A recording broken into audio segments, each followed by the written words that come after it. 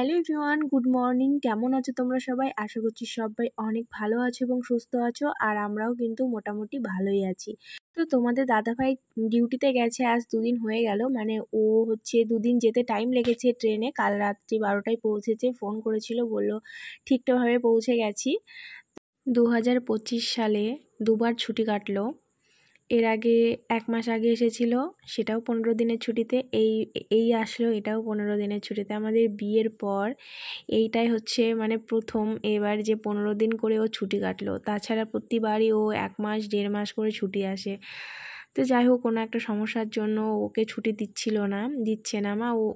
ও একটা অন্য ডিউটিতে আছে, তো সেই কারণের জন্য আর কি ও ছুটিটা বেশি পাচ্ছে না। তো যাই হোক, এই যে 15টা দিন আসলো, এই 15 দিন কত তাড়াতাড়ি না কেটে গেল।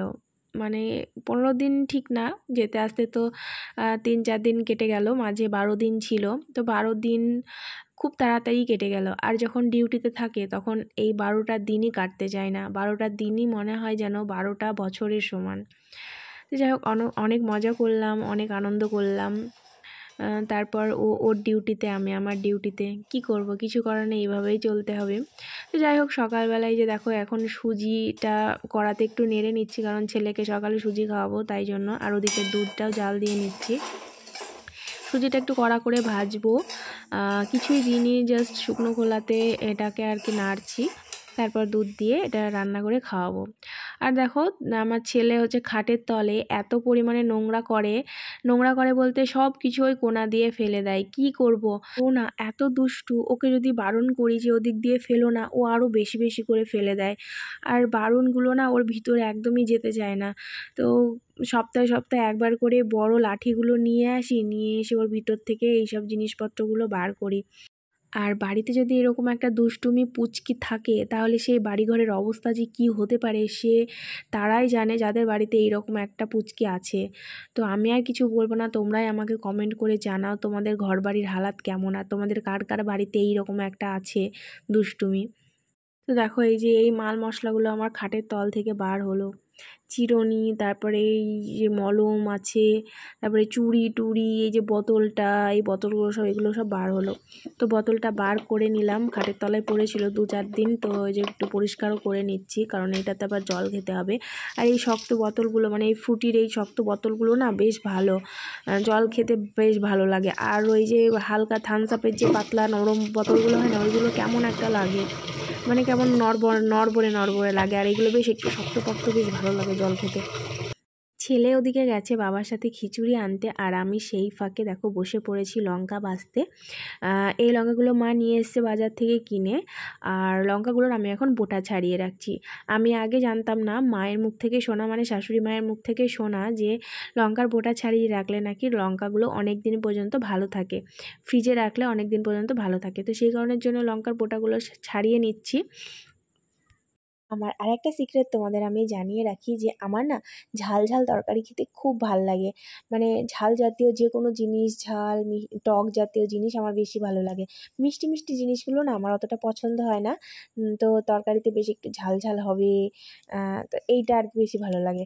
তো যাই হোক, এই যে দেখো এই লঙ্কাগুলো এখন আমি স্টে করে রাখছি এই কন্টেনারে। তো এর মধ্যে করে রেখে দেবো, তারপর যখন যখন যেটুকু পরিমাণে দরকার সেটুকু আবার বের করে রান্নার কাজে লাগাবো। আর শাশুড়ি মা ওদিকে রান্না করছে, তাই আমাকে জিজ্ঞাসা করতে এসছে যে মানে বাবা হচ্ছে আমরা নিয়ে এসছে কোথা থেকে, আমরা টক হবে। তো আমার মিষ্টি, মানে চাটনিটা একটু মিষ্টি ভালো লাগে, টকটা অতটা ভালো লাগে না। তো সেই কারণে যেন আমাকে জিজ্ঞাসা করছে যে আমরা টকটা কি মিষ্টি করব না টক করব। তো আমি বললাম যে ঠিক আছে, টকই করো, কারণ বাবা মা দুজনেই টক খেতে ভালোবাসে, মিষ্টিটা ভালোবাসে না। তো সেই কারণের জন্যই বললাম যে তুমি টকই করো। তো দেখো, তারপর আমার মোটামুটি কাজ কমপ্লিট হয়ে গেছে। এখন আমি ঘরটা ঝাড় দিয়ে নিচ্ছি, কারণ ছেলে থাকলে যা হয় আর কি, যে নোংরা তো হবেই, তো 2-3 বার ঝাড় দিতেই হয়। তো এখন স্নান করার আগে আমি এখন ঘরটাকে ভালো করে ঝাড় দিয়ে পরিষ্কার করে নিচ্ছি। ঝাড় দেওয়া হয়ে গেলে তারপরে ছেলেকে স্নান করাবো, তারপর আমি স্নান করব। ও হ্যাঁ, আমার আরেকটা কাজও না বাকি আছে, সেটা হচ্ছে আমি কয়েকটা জামা কাপড় ধুতে দিয়েছি মেশিনে। তো ওগুলোকে আর কি হয়ে গেলে মেলে দিয়ে আসতে হবে ছাদে গিয়ে। সকালের দিকে মেঘলা মেঘলা করছিল, সকালের দিকে মেঘটা পুরো মানে মেঘলা আকাশ ছিল। তো ভাবছিলাম যে আজকে আর কাচবো না, এরকম করে 2 দিন কাটিয়ে দিয়েছি। মেঘলা আকাশ ছিল বলে কাচিনি আজকে। তারপর হঠাৎ করে দেখলাম যে হালকা হালকা রোদ উঠেছে, তো ভাবলাম যে না, কয়েকটা জিনিস কেচেই দিই, কারণ এখনকার মেঘ, বর্ষার সময় তো বলা যায় না, আজ মেঘ কাল রোদ, আজ মেঘ কাল রোদ। তো যাই হোক, তোমাদের সাথে গল্প করতে করতে দেখো এদিকে আমার জামা কাপড়গুলো কিন্তু কাচাও হয়ে গেছে। তো এখন ছাদে গিয়ে মেলে দিয়ে আসবো। তো যাই হোক, 1 ঘন্টা মতো রোদ দিলে শুকিয়ে যাবে।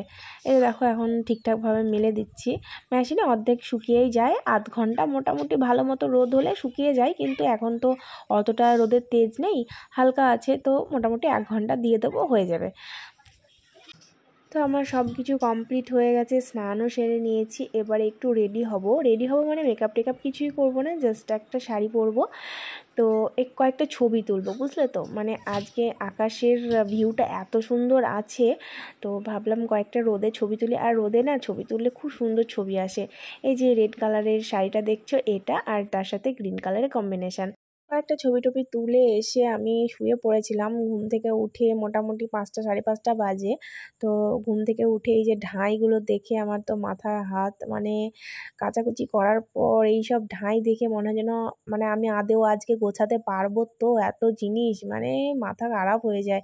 তো যাই হোক, ওর জিনিসগুলো গুছিয়ে আলাদা জায়গায় আলাদা করে গুছিয়ে সব ঠিকঠাকভাবে রেখে দিতে হবে। তো তার জন্য আর কি এই যে কাজে লেগে পড়েছি। দেখো কত ঢাই, দেখেই কেমন লাগছে, মনে হয় যেন মানে কাজ আজকে আর গোছানো আজকে আর কমপ্লিট হবে না। তো জিনিসগুলো সব গুছিয়ে ঠিকঠাক করে রেখে দিয়েছি, এবার এগুলো সব প্রেস করে রেখে দেবো।